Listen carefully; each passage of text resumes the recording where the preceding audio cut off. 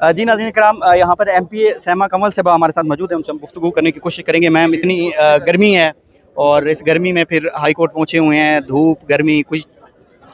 जब पहली मर्तबा आए थे इधर खान साहब की पेशी पे, मैंने शायद पहले भी बताया था कि जब से ये 9 मई हुआ उसके बाद मेरी ख्वाहिश थी कि हमें बताया जाए कि किस किस लीडर की पेशी होती है। इवन दैट खान की पेशी पे आना तो हमारे लिए एजाज़ है कि बतौर साहिल हम खान साहब की पेशी के ऊपर आएँ, लेकिन मेरी ये भी ख्वाहिश थी कि मैं तमाम वर्कर्स, तमाम लीडर्स की पेशियों पे आया करूँ। तो रहीम यार खान से यहाँ पर, ये तो अब आजकल सेशन चल रहा है, लेकिन मैं स्पेशली जब आपने देखा होगा ड्रोन अटैक हुआ था तो पिछली मरतबा, तब भी मैं रहीम यार खान से सिर्फ खान की पेशी अटेंड करने के लिए आई और यहाँ से होके वापस चली गई थी। तो ये हमारे लिए एजाज़ की बात है। हम इस तहरीक में जो हिस्सा मिला सकते हैं, जो हमें जिम्मेदारी दी जाती है, वो बखूबी हम निभाते हैं। और ये तो गर्मी है, रमज़ान में भी आते रहें, और अगर जान पे भी बनी हो, कॉल्स भी आ रही होती, धमकियां भी आ रही थी, तब भी हम यहाँ पर। मैडम, जिस तरह पहले लोग इतनी तादाद में नहीं नज़र आते थे 9 मई के बाद, अब दोबारा से वो मोमेंटम नज़र आया जो पहले होता था तरीके इंसाफ का। इस पर क्या कहेंगी और ये मोमेंटम कब तक दोबारा उसी अपने लेवल पे आ जाएगा? देखिए, इसमें एक चीज़ ये है कि हमारी चीफ ऑर्गेनाइज़र पंजाब आलिया हमजा साहिबा, वो बाकायदा यहाँ पर हाज़िरी भी लगाती हैं।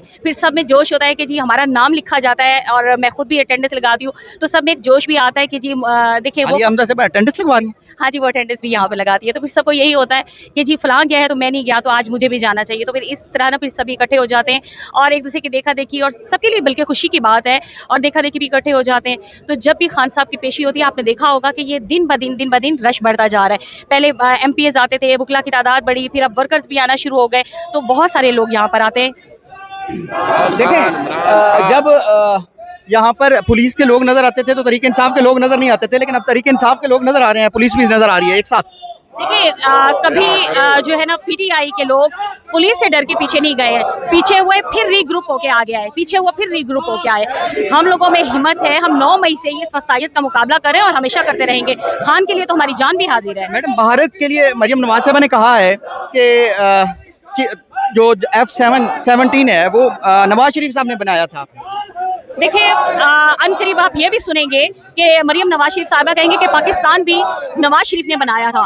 मोदी सरकार का नाम लेते हुए उन्होंने मुंह में बाप बेटी ने दही जमाई हुई है, उनका नाम लेने की जरूरत नहीं है, लेकिन ये सारा क्रेडिट अपने नाम लेना चाहते हैं। ये पाकिस्तान बनाने का क्रेडिट भी लेते नजर आएंगे आपको। शहबाज शरीफ साहब कहते हैं कि जो क्रेडिट है वो आर्मी चीफ साहब को जाता है, वो कहते हैं नवाज शरीफ को जाता है, उस्मा बुखारी साहबा, मरियम नवाज साहबा। एक्चुअली ये घर से ना एक दूसरे के साथ सलाह करके नहीं निकलते हैं कि क्रेडिट देना किसको है। क्रेडिट लेने के चक्कर में मजीद एक्सपोज हो रहे हैं। जो क्रेडिट जिसको जाना चाहिए उन्हीं को जाना चाहिए। जबरदस्ती के क्रेडिट लेंगे, झूठे क्रेडिट लेंगे, तो सारी बात है, इनको तो वो बंदा ही नहीं पहचाना जाता कि किसको क्रेडिट देना है। कोई जो है चीफ ऑफ आर्मी स्टाफ को दे रहा है और कोई ये नवाज शरीफ को क्रेडिट दे रहा है। तो मैं तो कहती हूँ कि ये सारा क्रेडिट हमारी पाक फिजाइया को जाता है और मेरे लीडर इमरान खान को जाता है, जिसके कीबोर्ड वॉरियर्स जो हैं उन्होंने खामोश जंग लड़ी है, उनके साइबर वॉरियर्स ने, और हमारी पाक फिजाइया के नौजवानों ने ये जो जंग लड़ी है, ये सारा क्रेडिट